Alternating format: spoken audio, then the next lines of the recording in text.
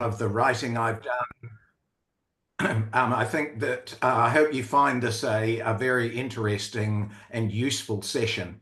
So just a little bit of background to put things in context.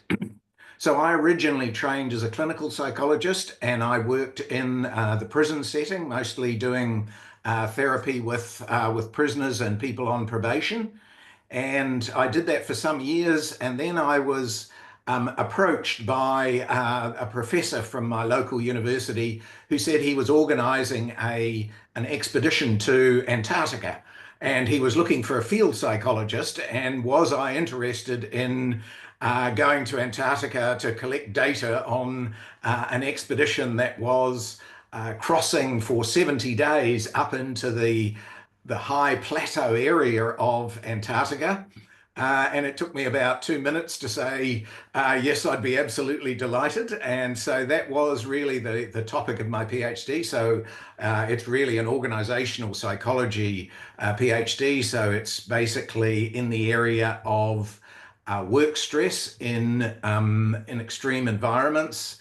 And after that, I ran my own clinical psychology practice for some time as a therapist, and then moved into organizational work, originally with a smaller accounting firm, and then they merged with Deloitte. So I worked with them and then became a partner in the firm and did that for a number of years in Wellington, New Zealand. Then I got a bit restless and I decided to do something rash and I moved to Hong Kong. And I was 8 years in Hong Kong. I had a great time during the handover of Hong Kong to China. And during that time, I met a really nice guy who was the HR manager for Hong Kong Bank. And we built a business together. And after 3 years, we managed to sell it. It's the sort of thing you could only really do in Hong Kong in those kind of days. They were heady days. And then I came back to New Zealand at the end of 2000, and started the Executive Coaching Centre, doing management consulting and doing individual coaching. About 5 years ago, 6 years ago, I started to get a bit of arthritis and things, and I found that running workshops where I was standing on my feet all day was quite a trial, and decided at that stage to find a business partner who has now taken all of that work. So I now just do one-on-one coaching basically and write books. And as you've heard, this is from a book that came out earlier this year, Coaching Expertise, 6 Essential Steps for Every Effective Coach. And I'm just going to put on I'm going to share my screen and we can begin by looking at some of these slides. So the point I want to start with is really in many ways quite a controversial area. There is some really interesting research, and I just want to quote two studies. There's lots of other studies, but I just want to quote two, which are quite illustrative of a very interesting phenomena. So the first paper is called All Downhill from the PhD, which is a delightfully provocative title. And what it shows is that for people who do PhDs, their initial publications, the citation rate, so that's really about how many times their work is referenced by other researchers, decreases with time. And that their initial papers tend to have above average impact in terms of readers and people citing their work and so on, and that decreases over time. So it's a very curious kind of finding, and you might kind of shake your head a little bit about it, but there's more. A very interesting longitudinal study, and this is a big study, 170 therapists and 6,500 clients, found that therapeutic effectiveness for therapists decreases over time. So as you get more experienced, these studies suggest you get worse. So just such an interesting kind of a couple of pieces of research, and there's research in other areas, but I just want to clarify this because initially it seems like it's quite counterintuitive. I mean, we all love professional development. That's why we're here this afternoon. We all often feel engaged and interested, enthused, and we try things out and so on. So how could it possibly be that, at least for, in this case, researchers and therapists, probably for coaches as well, we actually get worse over time? So when you really look at the research and you look at a whole lot of other variables, what happens is that people feel they get better over time. So their sense of self-confidence rises. They learn a lot over time. So in other words, their knowledge increases. Their breadth of skills often increases. So it's not that professional development does nothing, but when you look at where the rubber meets the road, the most important things, that is, does it have an impact on clients?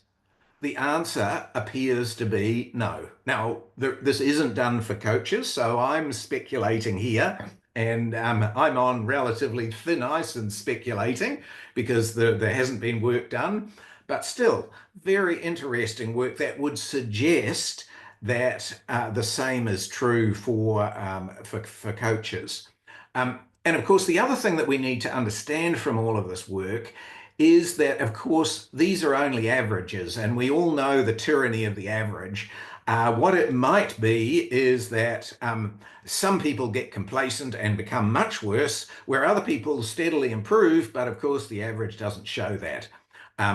So a very interesting area of research that really got me thinking about the impact of professional development.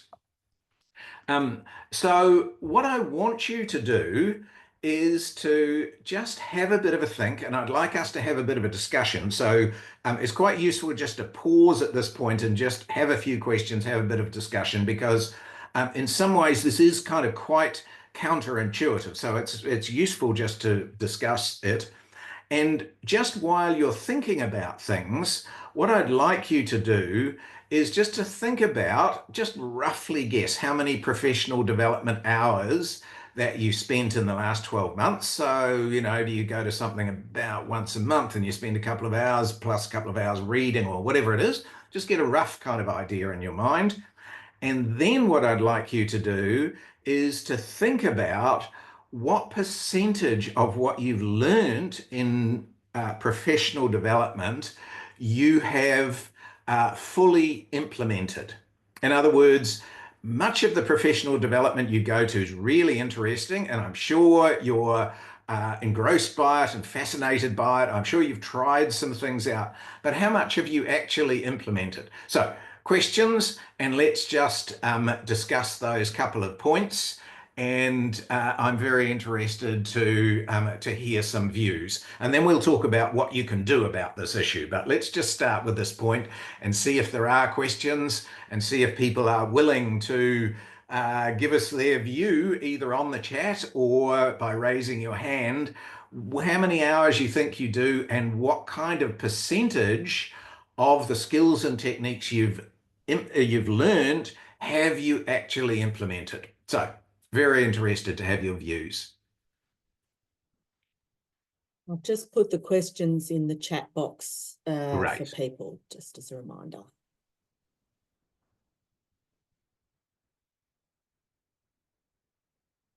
So I can see people are looking serious and looking like they're calculating things, which is a good sign. So let's have a view. How many hours and how much do you think you actually implement? Can I have some bit of feedback either in the chat or a question or two?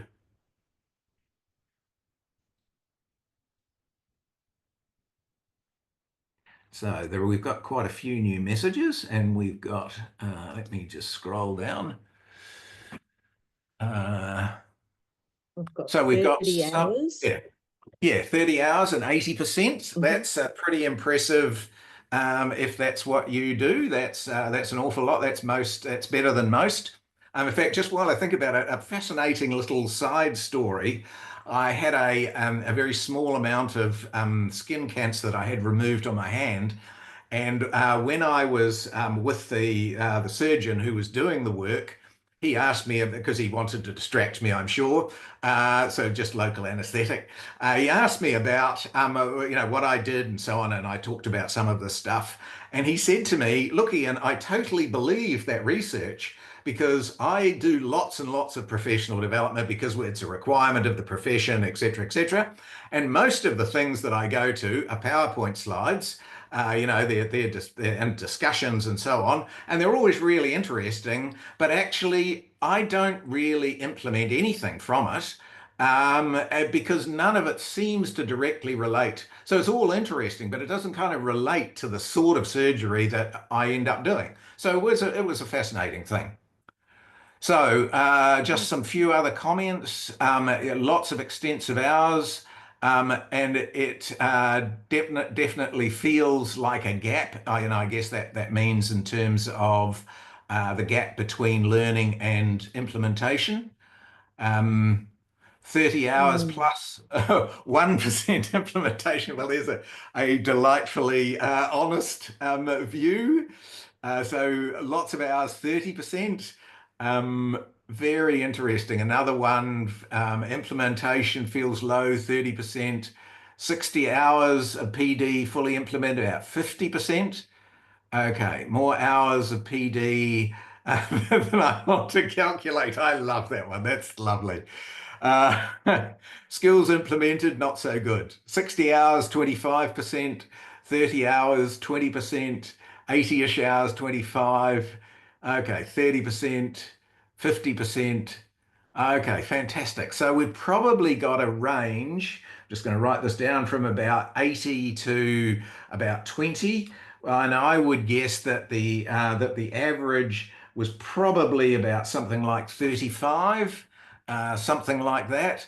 And that's kind of typical. That's what happens to a lot of us. And so, what I really thank you very much indeed for that. That's given me a really interesting idea about the audience and what's going on here. It's also fascinating just in terms of much of your experience is kind of the same as mine. Very interesting indeed. So we'll just go back to the slide share, and I will just carry on. So thank you very much for your input in that. That was great. And so I've done a bit of speculating on why we don't seem to improve so much as a result of this. And of course, it's not everybody. There's lots of things you can do. So this is not a pessimistic thing that we should all give up professional development. My first belief, and again, I'm really interested if you've got ideas, put them in the chat or raise your hand. My first belief is that often, and this certainly applies to me, often professional development is kind of a bit random in the sense that what I do in terms of professional development is a little bit of I do my planned and then I can read and so on. But a lot of it is related to what the psychological society or the other professional bodies that you belong to actually have on their topic list for the year. And of course, that's kind of what we're stimulated by, but it doesn't necessarily mean that's what we should be, that's what we really need in terms of our client base. So our development is often not focused on implementation. So a lot of the courses we go to, and of course this particular session tonight is as guilty as anybody is. So I'm a complete hypocrite in doing this tonight because, of course, I'm going to try and talk a little bit about implementation, but our primary focus is actually on knowledge sharing tonight. It's not on implementation, and that's the reality of most professional development. And as my surgeon said, a lot of professional development can be tick box unless we're clear about what we want to do. And of course, it's not time for despair. Professional development is great. We can get better. There's an awful lot of research on what we actually need to do to get better. And that's really the bulk of what I want to talk about tonight. Um, So there is something called deliberate practice, and it's been applied in lots and lots of areas. It's been applied in sport, and it's been applied in medicine and nursing and teaching and all sorts of other areas. So this is quite a broadly implemented and broadly researched area. And there are essentially 7 steps that are important if you really want to improve. And some of these sound a little bit like they're motherhood and apple pie. So I'll just give you some examples to kind of clarify. So first of all, you need clear and specific improvement goals. And that sounds like, well, yes, of course, that's what every professional development plan is. But let me just give you an example of what I think is needed, and then we can kind of talk that through.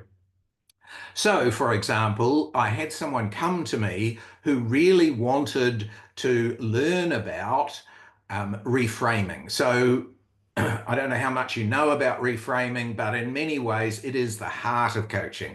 It is really trying to assist clients to see challenges and difficulties and so on in a fresh light that enables them to let go of a lot of unhelpful negative emotions and to move forward in a way in which they can find meaning. So this person came to me saying, I really want to get better at reframing and I find it really difficult.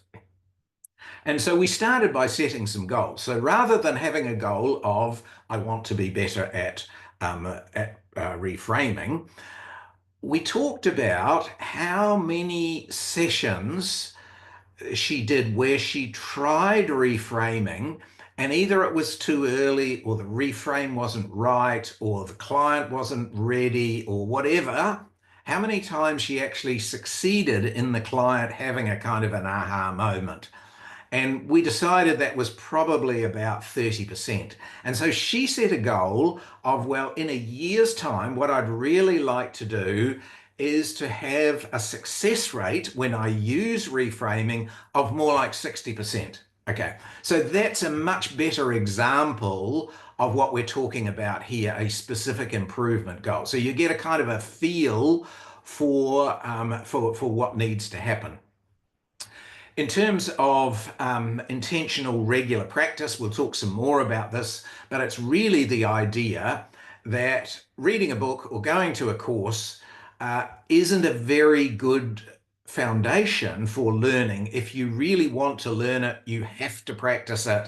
You have to do the reflective practice. You have to think about examples, etc., etc.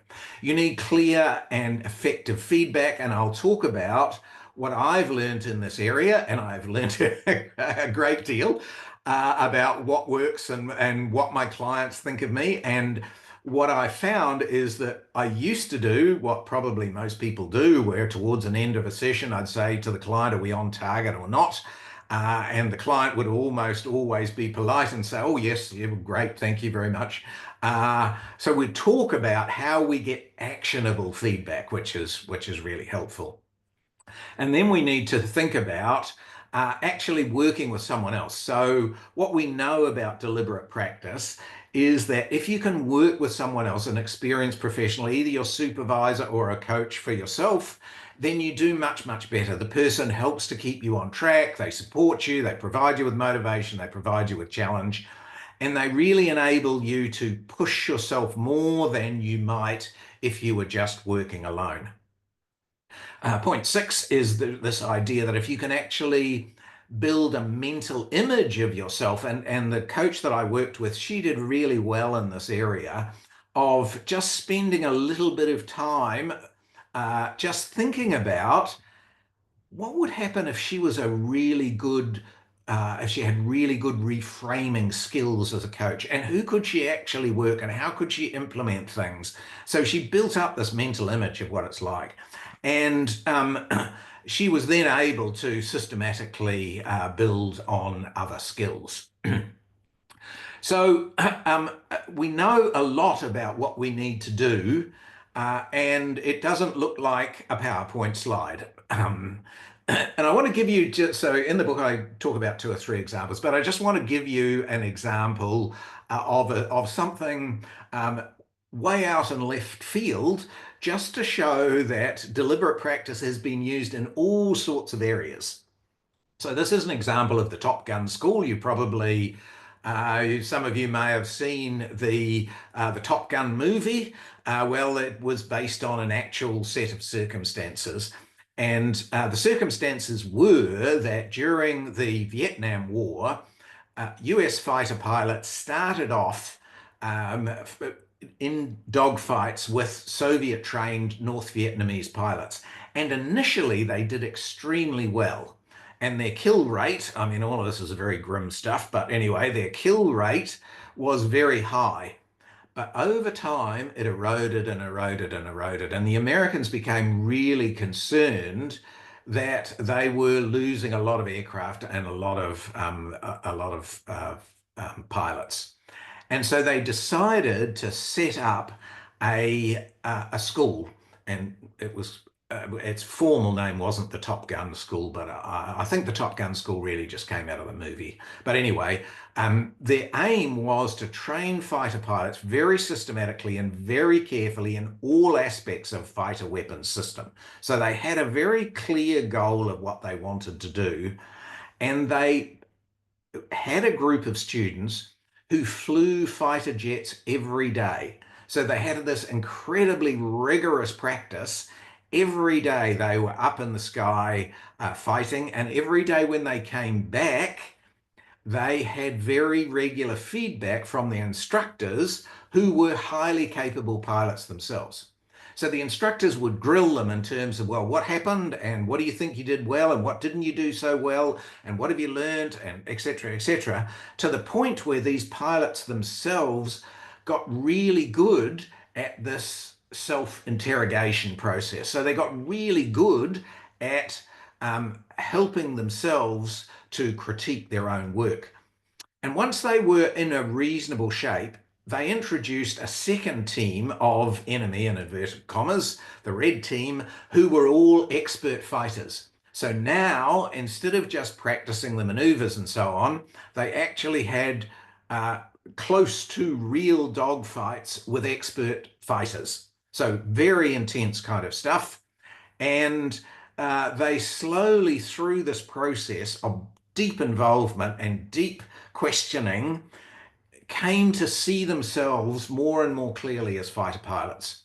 And they were trained very systematically, and over time they did extremely well. And that this sort of model of intensive development, which is quite different from, a lecture about weapon systems or whatever.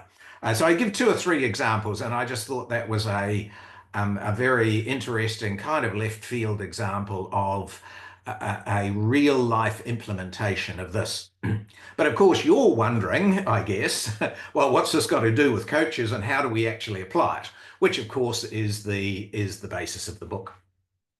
So one of the things that we know about coaching, and there's lots and lots of research on this, is that the most powerful element of coaching is the quality of the relationship between the coach and the client. And that quality of the relationship, that connection, is far more powerful than any particular technique or approach that you use. So actually, the relationship is important. And what's one of the most important things in the relationship is the degree of emotional connection. And what we know about coaches, and this applies to me as much as anything else. In fact, I'll give you my own examples. Is that some of it, well, all of us are better with some clients than others. It's just kind of we're not the same with everybody. And if we can work out what clients we are not good with, then we can start to do something about this type of client to help us improve. So in my case, I'm not very good with angry clients, and I know where that came from. There was quite a bit of not physical violence, but there was quite a bit of anger and hostility in my with my my older brother and my parents, and I found it very distressing. And so anger is something that I've always been just slightly fearful of. And what I've noticed is that I'm not very good with angry clients. And what I tend to do, now I've really explored it, which is slightly embarrassing to say, is when someone gets angry, I have this kind of silly smile on my face and I tend to half laugh. And of course, that's totally inappropriate. And of course, it detunes my relationship with the client because they interpret my rather foolish non-verbal behaviour as if I'm not interested, which isn't the case. It's just that I'm a bit embarrassed by, I'm a bit uncomfortable. So one of the things you can do as a coach is to think about what kind of clients do you dislike? Where do you struggle to connect? And then you can do something about it. And I see there, sorry, and then I see there are a number of questions and comments in the chat. Let me just have a little look and see if, yes. So Fran says he's read a lot about the working alliance and how critical it is. I wonder if there are better relationships through intense training. That's exactly right. That's really what we're going to talk about tonight. So this is also another very good comment, a really good opportunity to think about unconscious bias, and of course, exactly right. And I know that I have improved my ability to work with neurodiverse clients, where I think, like many of us, I started feeling kind of uncomfortable with many of those people, and I saw their behaviour as somehow inappropriate or awkward or whatever, where actually it was probably a good slice of it was me, not them. So absolutely, those kind of things are so important. Um, okay. Oh yes. Okay. So some very good comments about training being knowledge based, and that's very useful. Okay. So I'll go back to sharing my screen, and please feel free to keep asking questions. That's great. Um, so. How do we learn to stay and tolerate these clients that we don't feel so comfortable with? So there's a lot of really good, interesting books and research in this area. A lot of it has been done with counselors and psychotherapists in this area. And I just want to give you one example that's kind of quirky and interesting, I reckon. So the idea in this particular approach is that if you have trouble with sadness, for example, you go on to the internet and you do a little search for sad movie clips. And you'll find that there are dozens and dozens and dozens of sad movie clips. And you can look through them and you can start to find ones that that kind of resonate or don't resonate, ones you feel a bit uncomfortable with. And you can start by watching a nice, pleasant sort of video or listening to some music or whatever. You can start watching one of these videos. And of course, what you need to do is not start with kind of Schindler's List or something that's horrendous. You need to start with something that's kind of moderately uncomfortable. Being very careful that if you've had past trauma, you don't re-traumatize yourself. You need to do this with someone. You need to have support and so on. But the idea is that if you can slowly expose yourself to a little bit of this discomfort, you can gradually get used to it and you can gradually become more comfortable with it. So that's what I did with anger. So I found some really amazing videos. So there's one of a couple arguing and they're just going hammer and tongs. And I found it really uncomfortable. There's other ones of there's a court martial where men are arguing and so on. One of them with Jack Nichols, yes, in it. And was it Nicholson? But anyway, you know the actor. And I just watched them and watched them. Every few nights I go and have a little, and I really noticed how over time I got an awful lot better. And I could tolerate them. When I first watched them, I became uncomfortable, and I could notice myself getting into this kind of silly, smirky smile. And after I'd done it half a dozen times, I could watch it and I could seriously start to think about, well, what's going on here? And what is it? Why have they got so angry? How are they triggering each other? And so I could ask myself questions, get myself involved, help myself stay engaged with the issues, whilst gradually becoming less sensitive myself to the issue. And I found it really enlightening and very helpful to do. Um, Again, just if you're going to try it, just be very careful. Make sure that whatever you choose is not triggering some kind of trauma for you. Be very safe and be prepared if you do feel too uncomfortable to come out of it. And there's lots of these kind of techniques to gradually expose yourself. You can do it in imagination, you can do it in all sorts of ways. And in fact, there's some quite funny ones. I'll just give you a little story. I worked with someone whose real problem was with people who are boring, people who just wanted to vent. And he basically said, these people drive me nuts. Here I am, highly trained, willing to help. And all they want to do is yabber on and on and on about how their problems are caused by someone else. And so I said to him, well, what I'd like you to do is to go on to the internet and just find something really boring to watch. Well, he found a beauty. There is a wonderful video of a tap dripping. Okay, now you wouldn't believe this, but he decided that what he was going to do is every third night or whatever, he was going to watch this video. It was about 10 minutes or something. It was quite a long video for what it was. And all it is a tap dripping. And what he did in that was he trained himself to think about, well, instead of just switching off and saying this is boring and stupid, he trained himself to start thinking about, well, what color is the tap? Is that a brass tap, or is that, and what about the tiles behind, and how fast is it dripping, and is the drips changing, and so on. So he really learned to engage in something that he had previously found incredibly boring. So there's all sorts of wonderful things you can do to help yourself stay better engaged. And most of us have particular clients who, for better or worse, we're not so good at. And understanding that and doing something about it is a really good step in helping you improve. So the second issue I want to talk about is skill building, and I'll just continue to talk about this person who came to me who wanted to develop in reframing.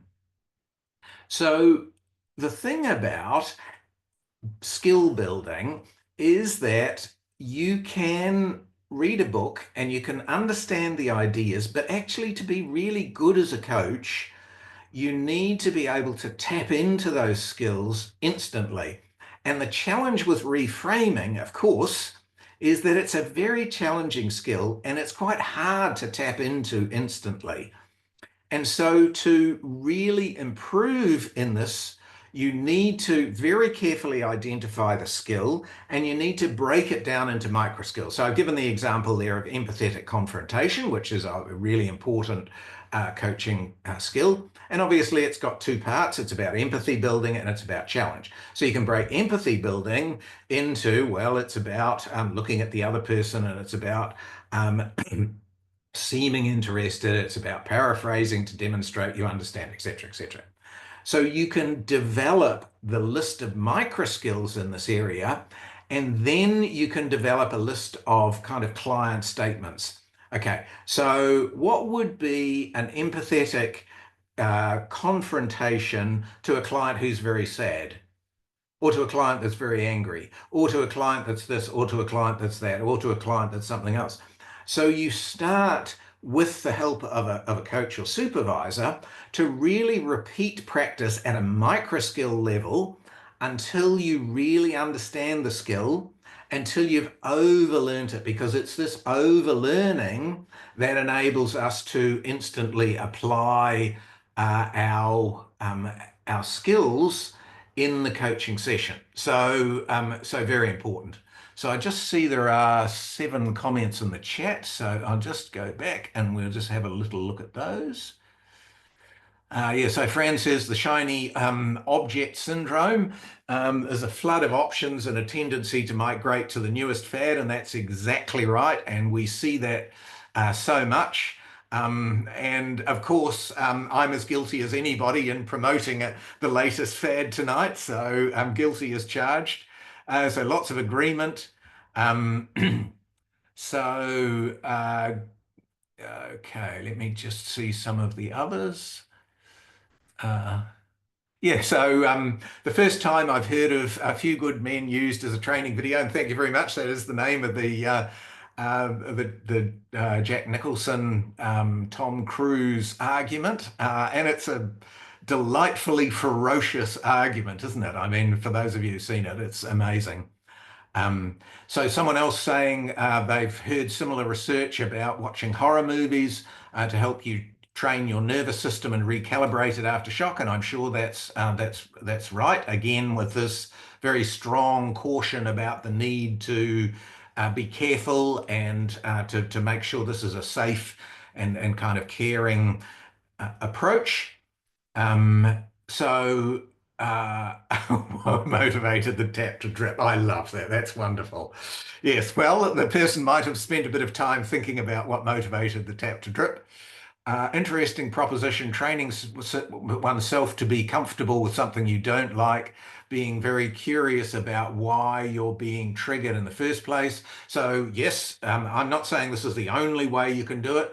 And actually understanding why you're like this and what triggered it is a perfectly legitimate approach to dealing with that. So it is, this is just one kind of technique. And other people talking about mindfulness. So all of those things are great ways to address the same kind of problem. So let's go back. My slides keep slipping. Share. Oops. Share. PowerPoint. Share. So So then the other issue, the next issue, so there's a whole lot of things that we can do to help. So you can see getting ourselves to a point where we are emotionally attuned and can stay tuned is important. Breaking skills down to micro skills and practicing them and overlearning them is important. So is getting deliberate feedback. So as I said before, I've always asked my clients if we were on target and so on, and everybody is totally polite. And in many ways, that kind of feedback never helped me at all to get better. And so I decided to do a bit of research and a bit of thinking. And I decided, and this is at this stage, there's no research on this, but it's something I'm working on. I decided that if I wanted actionable feedback, then there were 3 things I needed to assess. I needed to assess the quality of the working relationship I had with the client. In other words, I needed the client to rate me. So what am I like as a coach? And obviously there's bias in doing that, and I accept all of that, but at least I wanted the feedback. Secondly, I wanted the client to assess how much progress they were actually making in the coaching, and I wanted them to do that. And I asked them politely if they'd be prepared to do that a number of times. And I also wanted them to, using an open question, to give me feedback about what I could do better. So I'm just going to walk you through the questionnaires, and then I'm going to tell you about what I learned from the experience. So for those of you with a psychotherapeutic background, you'll recognize something called the session rating scale. It's a psychometrically reliable and valid measure. It's been used in psychometrics for years and years and years, and it contains a number of items, just a very small number of items, very clearly worded, really nice scale for its simplicity. And basically I've developed a version of that, which is really for coaching. So what it asks is, did the coach actually listen attentively, understand and show me respect? Did the coach focus on what I wanted to in terms of the session? Did the coach's approach meet my needs? And overall, was the session effective for me? And we know that those are the kind of questions that effectively drill in and give us feedback about the quality of the relationship. So again, we're kind of standing on the shoulders of the giants in psychotherapy, and we're hoping that this translates to coaching. My guess is it probably does. So the second question really relates to feedback and progress, and so asks people about where they're at in terms of their well-being. So general well-being, social well-being, vocational well-being, and overall well-being. So we're asking them questions a number of times over the course of our coaching as to where they are, and we're looking to see if there is improvement. And we're asking them also what is the level of progress they think they're making. Now, what I found was when I used this, in other words, when I drilled into the detail of this with my clients, rather than asking my usual brand and rather hopeless question, I actually got some really interesting feedback.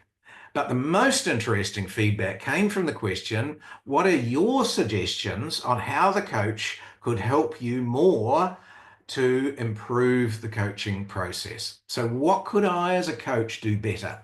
And what I found after doing this for about maybe 6 months with a lot of clients is the clients almost universally said, the coaching relationship is great. I like working with you. It is about my agenda and not yours. People generally made good progress, some a lot faster than others, some very slowly, but people made progress. But on this area, what I found was people said to me, Ian, you're a good coach. Ian, I'm making progress. But the problem I have, Ian, is that at the end of the coaching session, I'm fired up. I've got an action plan. I know what I'm going to do. But then I go back to work and there's a flood of emails and people are interrupting me all the time. And it kind of goes out of my head. And what I really need from you is some kind of prompt or reminder or something to kind of get me back into this is what we agreed. And I talked it over with a number of clients, and what a number of clients said is if you could produce me a one-page graphic of, for example, how to deal with staff members who are continually complaining, or how to deal with my boss who's super critical of me or micromanaging or something. If you could produce me a one-pager of this and send it to me a week later, that would be fantastic. That would make all the difference. So I've learned lots and lots and lots, and I hope that I've improved lots by getting what I consider to be actionable feedback. So you can see that in this kind of regard, I've worked quite hard to find things that I can actually implement rather than my kind of bland question of are we on track?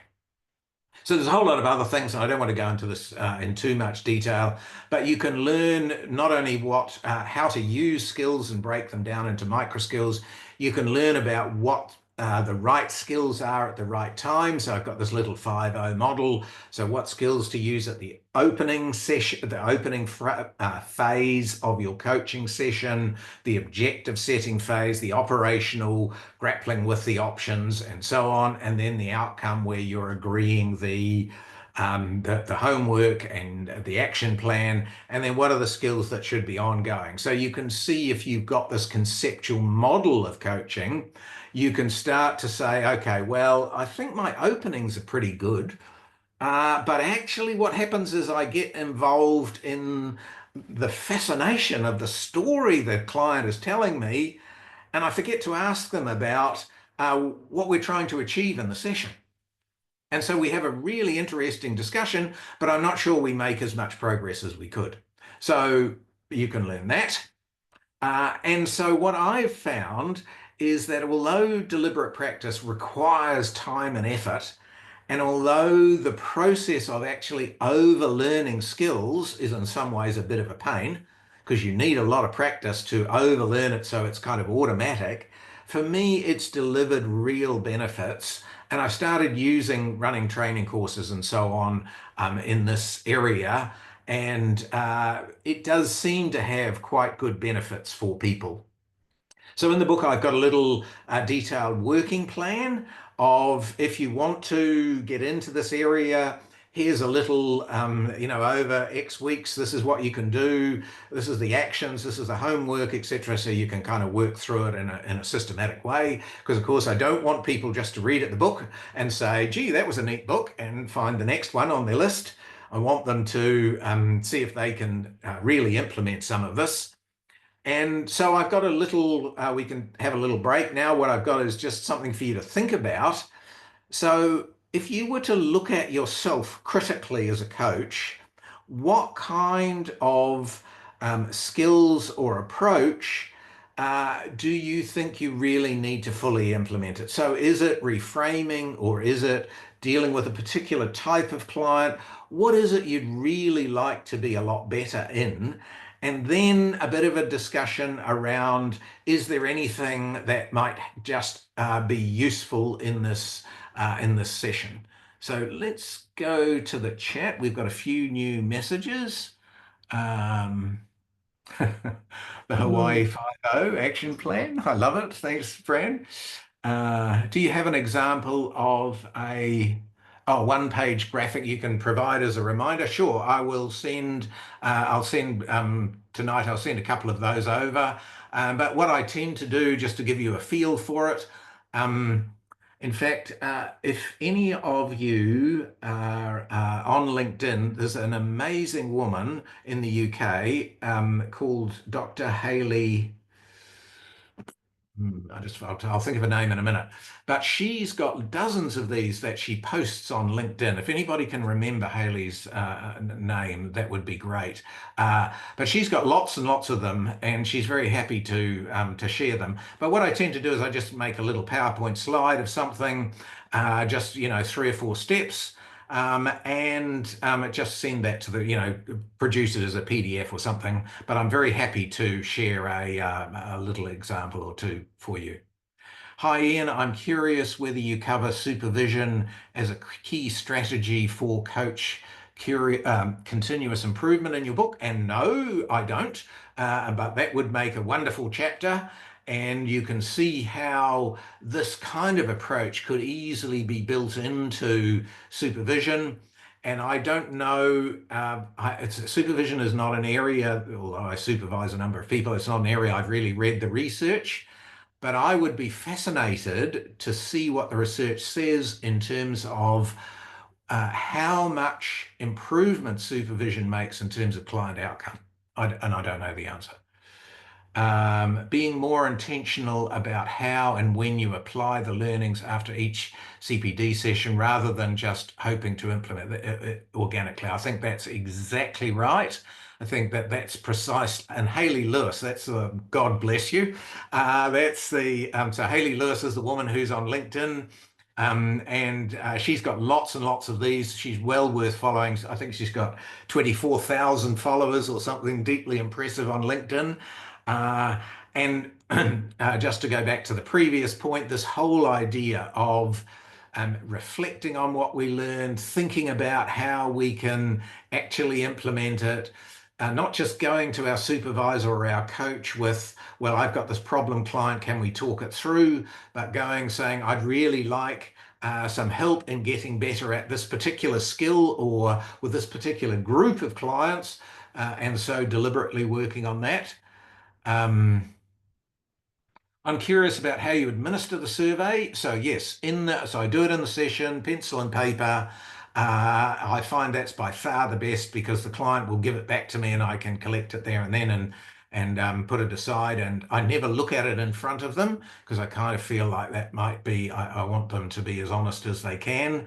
And of course, I really kind of emphasize the point that in this, I really want them to be critical. If they just say I'm a good guy, I'm not going to learn anything. I really need to know, well, Ian, you should be doing more of this. And it's funny because the other thing is, which I've really learned, is I can be too much of a Mr. Nice Guy, and you probably see that in me. I'm kind of chirpy and happy and da da da da da. And actually, it's not what some clients want. And so clients are kind of saying to me, you need to push me harder, you need to da da da. So I've learned lots and lots. Very, very, very helpful. Um, so someone says in their weekly reflection, I question myself on new learnings, and that's exactly the kind of idea we're talking about. What are the specific metrics you use to assess therapeutic effectiveness? Um, actually, I've read most of the studies I've done have been meta-analyses or really large scale studies.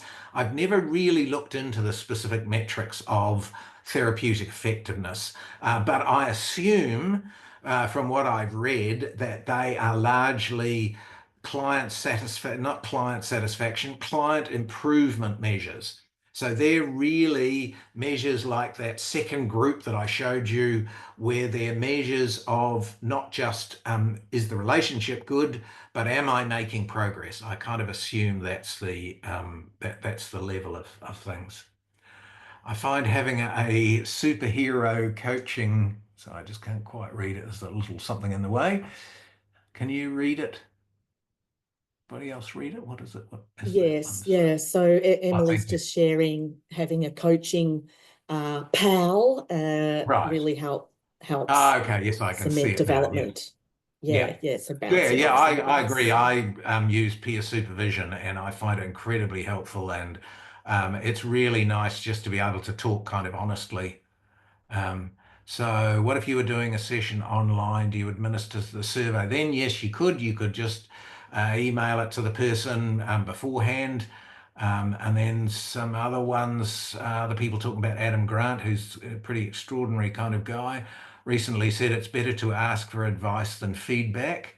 Yeah, yeah. Well, that's exactly the point. Yes, I think that's a wonderful point that Olivia has made. That um, just asking for feedback, it's not specific enough for the person to be really able to give you good ideas. And someone else brings up Marshall Goldsmith. Anyway, Marshall's a feed forward concept, and that's exactly like this. So it's the idea of don't ask about what happened, ask for suggestions of what might be useful in the future. So all of those are really great kind of things that can help us in this regard. And again, I'm not suggesting that everybody needs to go through some kind of comprehensive deep immersion in this. I think that what we all need to do is just chip away and think about what are the areas that we really could improve in. And rather than moving on to the next shiny thing, what is it that we could really get into? What can we just say we need to be able to do better? So Fran's got to go. Thank you very much, Fran. Much appreciated. Very nice to see you. So Fran's someone who I connected with a lot on LinkedIn, and it's very nice to see the person themselves. So I just wonder about thoughts about anybody want to share an area that they think they could do with, or a type of client that they are not so good at, and any ideas in this that could be very helpful. There's a lovely comment here from Heather about vertical development, and I think that's exactly right. We're talking about how you can put together a number of these different kind of concepts to really improve your own coaching ability. And obviously you can do an awful lot yourself, but the the research does tend to show that you're better off if you do this with a coach or a supervisor or someone like that. Um, so that seems to be the comments for the moment. Just got a few other slides, so just to go back to that. Um, so I do run a course, and this is a 75-hour, 12-month program, which you can do, and basically it just walks you through this with the idea of not providing knowledge, but helping you to implement it. I only take 4 or 5 people each course. So it's very personal, very implementation kind of focused. Um, and that's the book if you're interested. So that's really the what I wanted to share with you. And I'm just interested if there are any other questions or anything else that people would like to comment on or ask about. So I see there are a few more. What approach, skills, or techniques have you learned that you want? I just can't. Oh, there we are. That So you I I just fully. shared Yeah. those Okay. prompting Yes. questions that Oh, you thank had you. on the slide, Ian, for Yeah. people Yeah. to Okay. reflect Thank you. on. Thank you. Yeah. Yeah. Oh, that's great. Yes. Okay. How do you desensitize getting frustrated with someone who is overly negative, powerless, playing the victim? Okay, so that's a great question. So I bet if you go on to the internet and you search for um, overly negative film clip, someone complaining, you will find an awful lot of little snippets of people who are being very negative. Again, you want to be very careful you don't get into watching something that's traumatic or triggering, but you'll find I've never watched a lot of YouTube, but I got interested in it because of this work and because of some of the other books I've read that recommend this approach, which is primarily for the other books have been written for psychotherapists. So I was interested in writing this for coaches, but um, just finding something on that where the person is being negative and just watching it for a little while and then maybe stopping it and just thinking, what do I feel inside? What's going on for me? Am I getting impatient here? Or am I cutting myself off because I find the negativity and the powerlessness so difficult to listen to? Um, Very much that kind of thing. And as someone suggested before, you can go and do some thinking and talking about, well, where did this come from and what does it mean?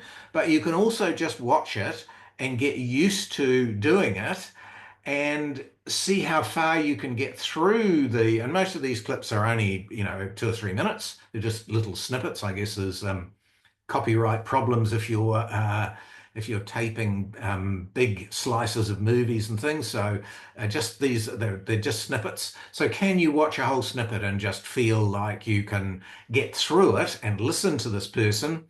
Maybe what you're doing is thinking about, well, what kind of language is this person using? What's happening with their nonverbal? If I was to stop now and think about what I would say to them now, what would I say? How could I paraphrase what I've heard? All of those kind of questions are really, really important in terms of getting used to and feeling like you're able to sit there through this. Because, there's an old coaching saying that there's no point in saying anything until the client is willing to listen. So we need to be good at listening, at just kind of getting through it, and listening to them, remaining connected. Because if we try to say something too soon, we'll either get pushback or get resistance, or the person will just ignore it and carry on, or we won't be able to, continue our relationship. So, very, very, very good question. And that's exactly the sort of thing that we would do in the course. So what are your thoughts on journaling? Look, I'm a fantastic fan of journaling. I don't do it on a regular basis, but I do find it incredibly helpful.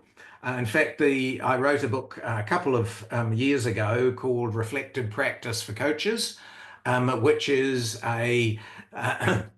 there's a whole lot of material on different techniques. And one of the things that is really good in journaling is so I think it's called the 6 minute write. So you set an alarm for 6 minutes, you just write and write and write for 6 minutes. You don't worry about grammar, you don't do anything, you just write. And then you have a chance to read and reflect. And as you read and reflect, you maybe just circle 2 or 3 insights that you gained so you can kind of use that journaling not just to vent, which it's fantastic for, and sometimes that's enough for people, but you can also use it to sort of to gain insights. So I think journaling is great, both for us as coaches as well as for our clients. And I've been really surprised with some clients just how journaling alone can enable them to let go of painful emotions and difficult situations and so on. Um, Oh, yes. So, or can we have another very good point from Jackie? Can we just have a list of coaches where we refer clients where we don't feel aligned with them? And of course, that's the other option is, of course, yes, no one's forcing you to work with this kind of client. And of course, if your reaction is very strong, and I know, I don't know how many of you have read the ICF guide for referring on. It's downloadable if you go onto their website, but they have a fantastic guide for when to hand on to clients and what it is that you should be looking for, etc. And I totally agree with this. I think all coaches should have a psychotherapist or a counselor or a clinical psych or someone that they actually know reasonably well. So I often suggest to my people I supervise, they find someone, a therapist like that, and they go out and have a coffee with them and get to know them. So if they do have to refer someone on, it's not just, I could have a look in the register and see who's around. It's actually, I know this person and I can recommend them, et cetera, et cetera. So I think it's really good to have some ideas about who's out there and who you can refer on to. And obviously, therapists, counselors, clinical psychologists, et cetera, are all very important. It's good to have the importance of reflective practice reinforced. Yeah, I mean, I think that it's such a wonderful skill for coaches, and I find it so helpful just to, I find it really useful for my writing to write for a while and then just to go put it aside for a few weeks, go back and say, who's my audience? And if I was in that audience, would this really satisfy me? Or have I just started writing here and I've just kind of got writer's blurb and I'm carrying on and on page after page? And in reflective practice, I did that quite a lot. And I actually ended up rewriting maybe 2/3 of the book. What I decided was that I'd written how to combine reflective practice with a number of therapeutic approaches like ACT and so on.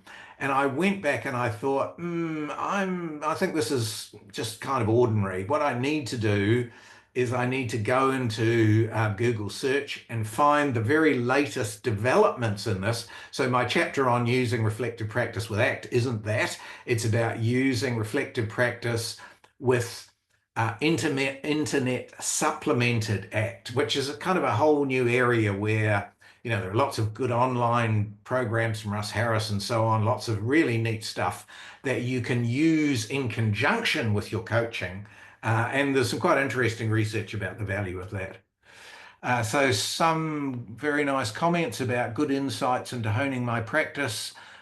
People who have to leave, that's all entirely understandable. Okay, so that looks like the end of our chats at the moment. I don't know whether anybody has got a topic that they want to raise or some comments or whether we're going to have some more questions in chat, but I'm here and my time is yours. And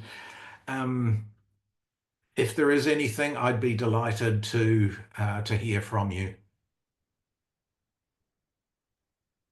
We'll open the floor up to questions. Ian, I Lydia. was curious. Yes, thanks, Hi. Celeste, and thanks, Ian, very much for tonight. Good. Given you've written on reflective practice for coaches and now the 6 effective steps for Yeah. coach effective practice, I guess I was Yes. curious as to what's next. What is the book that, or the concept that you feel that would be of real value for coaches, do you think? So I'm in the process of thinking about a number of books. But one book that I wrote recently that came out at a similar time to Coaching Expertise is actually a book called Schema Coaching. So what it does is it looks at schema therapy, which is a really well-developed, comprehensive, very well-researched approach to assisting clients with deep-seated difficulties. And I went and did some training in that area. I found a supervisor. I did some personal therapy in that area. And then I wrote a book about using these kinds of things. But one of the things that really struck me is that in schema therapy and in the whole schema writing area, most of the writing is about what are called early maladaptive schemas. And I have started to become interested of late in the positive schemas. So there's a few writers who've started a little bit of psychometrics around positive schemas. But actually, a book I'd really like to write, I've actually got a contract to write something else, so I'm going to be a little bit distracted from this idea, but this is kind of my current top of mind. I'd really like to write a book that would be called Positive Schema Coaching, which really integrated positive psychology with the schema approach, where we used PERMA and all of those wonderful concepts out of positive psychology, but we used them to really deal with some deep-seated difficulties. And the reason why I like it, and the reason why I love your question, is that actually we as coaches, we much prefer to look at the positive. We're about future, we're about solutions, we're about building self-confidence and self-efficacy and so on.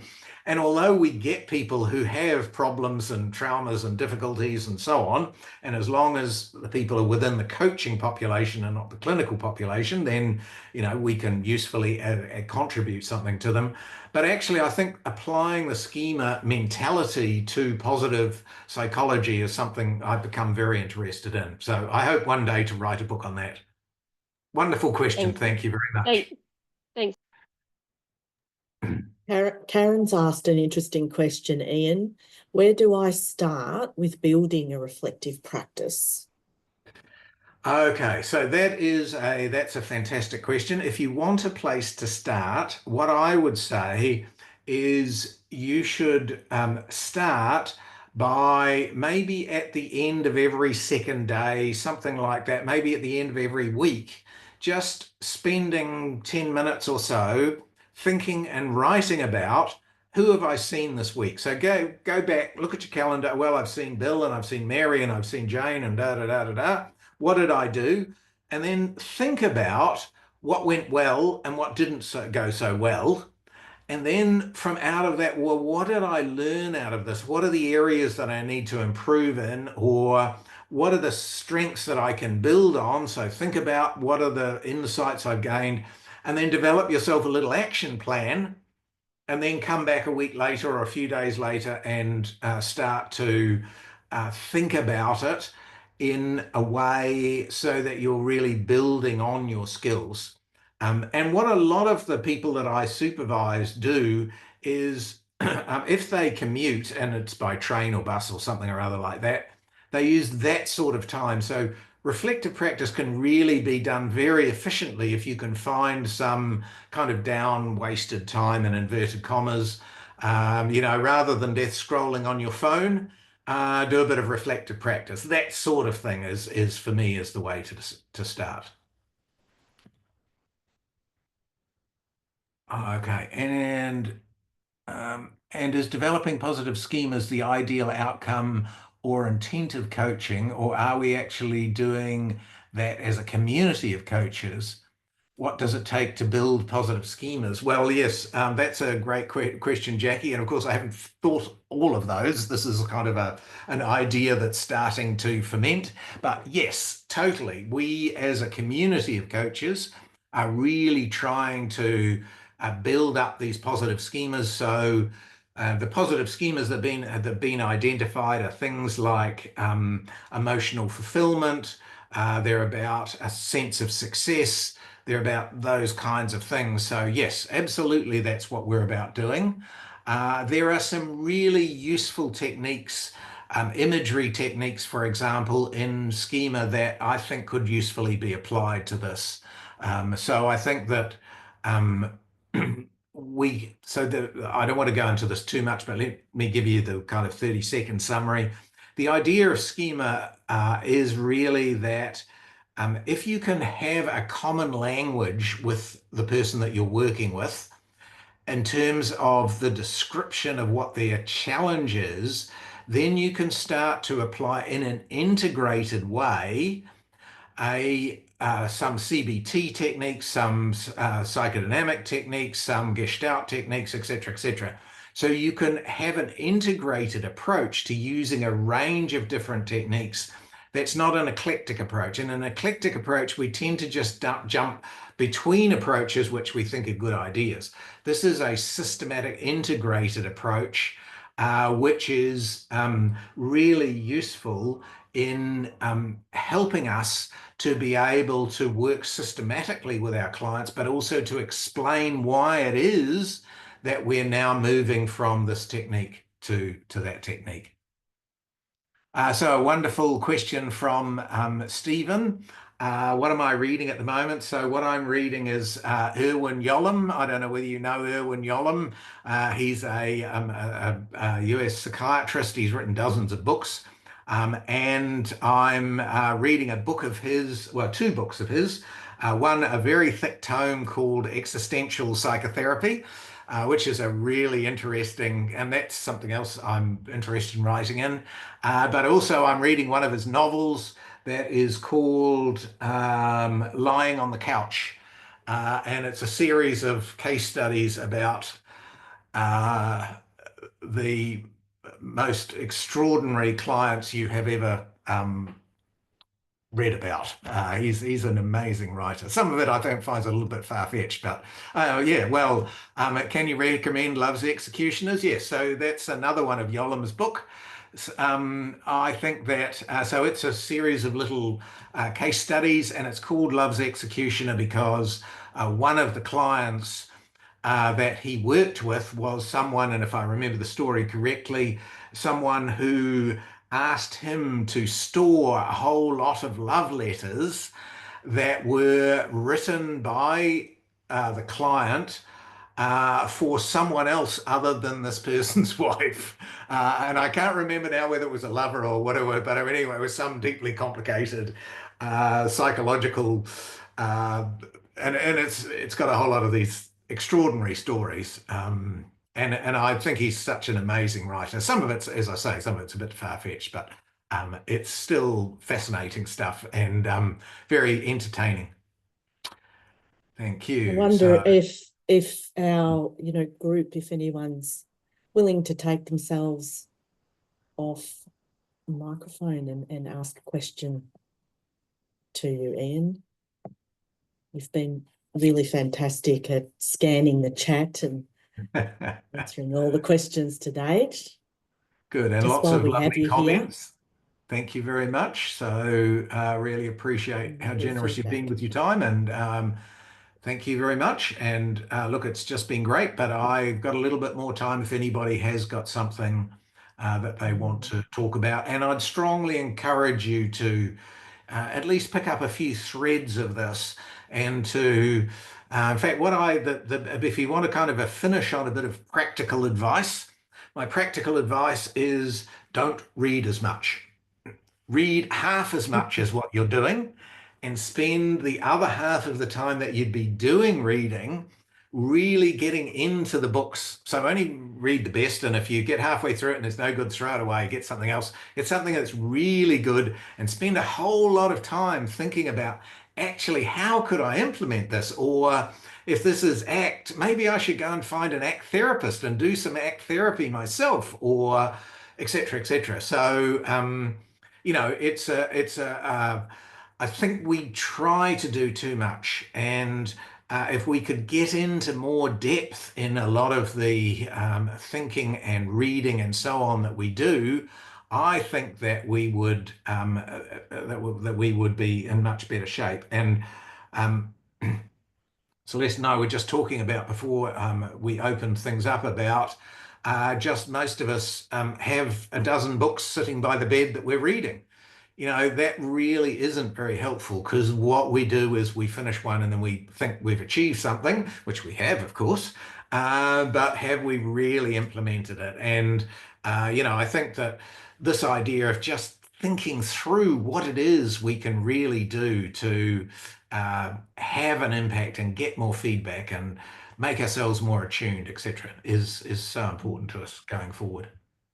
Ian, that Stephen, just reminds me, sorry, Celeste. Please go ahead, Olivia. That just reminds me of back in learning and development days, the Yes, 70-20-10 model, of course, yes, 10% being yes, classroom training, 20% being coaching, mentoring, and this yes, whole 70% being the on-the-job deliberate practice, as you call it. And yes, the fact that we've got yes, an opportunity to mine that for a lot more than we probably do, and to experiment with different strategies and techniques that we've yeah, learned, yeah, and yeah, then yeah, test those with our supervisors, etc. So thank you. I think that's yeah, fantastic advice: to read less, yeah, yeah. implement more. Thank you. And that's a lovely example. I remember that from my L&D days too, and but I'd forgotten it. So it's a very nice reminder. And yeah, it's that experience that is so important. So I run quite a lot of training courses, but I never have more than 4 or 5 people in the course. And of course, it's not very commercially attractive to having 200 or something or other. I really admire people who make a lot of money from it, but I really like the idea that if there's a small number of people, you can have a really good impact, and people can, you can actually practice things together, and you can get some feedback from me and from other people. You can think about what it's like to be in the client's shoes. There's all sorts of stuff that you can do that's really highly engaging. And I think if you're running courses, I think really trying to incorporate some of that is a fantastic idea. mm, Stephen, Ian, yeah, I've got a particular micro skill that I'd like to improve. Can I just share that and then Oh, potentially absolutely. use? Yeah. So, when I'm asking questions, obviously my questions of the client is to increase their awareness. And Yes. sometimes I buy in too much into the detail and get really interested in that. Yes. And Yeah. and I'd like to, because it's not for me. And Yes. sometimes my habit is to get lost in that detail, etc. I want to improve my ability to be focused more on the client and not so much focused on the detail, Yes. to help them increase their awareness. So I'm not quite sure of the skill I need to be, the micro skill that I need to develop, and how I might go about that. Yeah, so I guess the my guess would be that the micro skill is something about questioning for insight. Yeah, yeah. So what I would do is I would think about finding something online, a video online of someone telling a really interesting story, and Mm, just using that video and stopping it every 10 seconds and saying, what did the person just say? And what would be an insight generating question that I could ask at this point? Now, you'll find it's very challenging to do, and it's quite stark in doing it, at least in my experience, because you start to realize this is very difficult. Wow, what am I going to say now? And but of course, you're doing it privately, and it doesn't matter. And a bit of a long pause is perfectly fine before you restart the video. But something like that would be really useful, Stephen, because you can see just you need to overlearn the skill so that your insightful questions can be kind of turned on at the drop of a hat. mm, That takes overlearning. So you've got to just practice something like that. And I mean, the other thing I've suggested to some of my clients who wanted to get into this is go to a cafe. Lots of cafes have tables very close to each other. Order yourself a coffee, look at your phone, but actually listen to the conversations around you and see if you, so, okay, well, this man has just said X. What's the insight question I could ask him? So start to practice using everyday conversations so that you're really triggering this kind of thing. And then, of course, try it in a few sessions and then ask people for feedback in terms of, was that really useful, and could I, how could I do it better? And did the question cause you to think, et cetera, et cetera. So I hope that's a useful example. It's a fantastic question. Thank you so much. Very helpful. Good. I've been reflecting on the challenge of getting real feedback from clients. Right. Going Yes, back yes. to something you said earlier, and the sense that sometimes you're in a bit of an echo chamber. Yes. So what are your thoughts? Two things: getting feedback in session, so maybe at the end of the session, but in real time. Yep. As opposed to maybe seeking feedback after a session when they've got time to reflect and maybe give you something a bit more honest. Yeah. So I think that's a great question. I work mostly with executives who are very time poor. So my chance of getting anything out of them if they've left the room is almost zero. They've got people, rah, rah, rah. So I find the only way in which I can collect it, and I accept totally that it's biased, is if I'm sitting there waiting for them to fill out the form to hand it back. Now, most of the people I work with are very emotionally robust, and they'd tell me to their face, no, that was useless. I'm going to find another coach, if that's what they really felt. So I feel like I get quite good feedback from them, but of course I accept I'm totally biased, and but of course they tend to come back and back. So I kind of feel like I've tried to do things afterwards, but I just find the success rate of it is very poor. So I just accept the bias of this is probably all going to be too positive, and I probably need to take some of it with some of their compliments with a pinch of salt. But on the other hand, if they're coming back, I must be all right. And if they've got some suggestions, all the better. Yeah, I think that's trusting that some of the things that they're giving you, has truth in it. And Yes. I like what you said about just accepting the inherent biases in the process. Yeah, thank you. I see Olivia's got a great question. With client permission, Stephen, you could record the session and take it to your supervisor and then pause it in that. And actually, that's a fantastic suggestion. That's one of the suggestions, for example, that is in my book, and lots of other people have read about it. And it is fantastic. The only disadvantage of it is, I don't know how many of your own sessions you've recorded and listened back, but they are deeply boring to listen to, and it takes an awful long time to listen to them. And if your supervisor is patient enough to listen, then that's great. But it's a fantastic thing to do, and if you can do it, absolutely support it 100%. Just recognize it's got its own kind of set of challenges.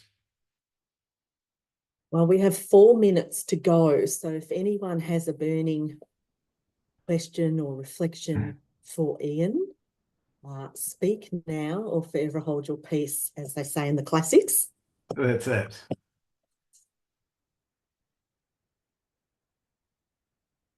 think everyone must be fully satisfied, Ian. Yeah. So someone just said, play your session back at double speed. I think that's a lovely idea. Yes. And some nice feedback. Thank you very much. Well, I might take this opportunity. Oh, Stephen's got a hand up. No, another question? No. No. Okay.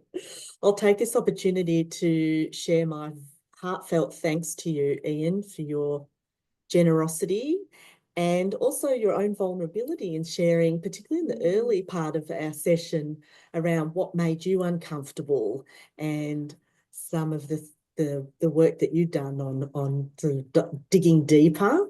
And it goes to show that, it is a lifelong journey, this practice that we have and this development that we have. So if everybody's comfortable either with a virtual round of applause or taking your mic off and an actual round of applause for Ian, I invite you to show your appreciation for tonight's session. Thank you very much. Thank you. It's a delight to be here, and thank you for all of your questions. For an hour and a half, I think we've entertained ourselves thoroughly. So thank you very much indeed. Thank you, everyone. Go well into the rest of your week. Yeah, and I'll email out some examples of those one pages. I do it right now. Excellent. Thank you. Thank you so much. Okay. Bye. Thank you. Thank you. Good night. Bye, everyone. Thank you. Bye.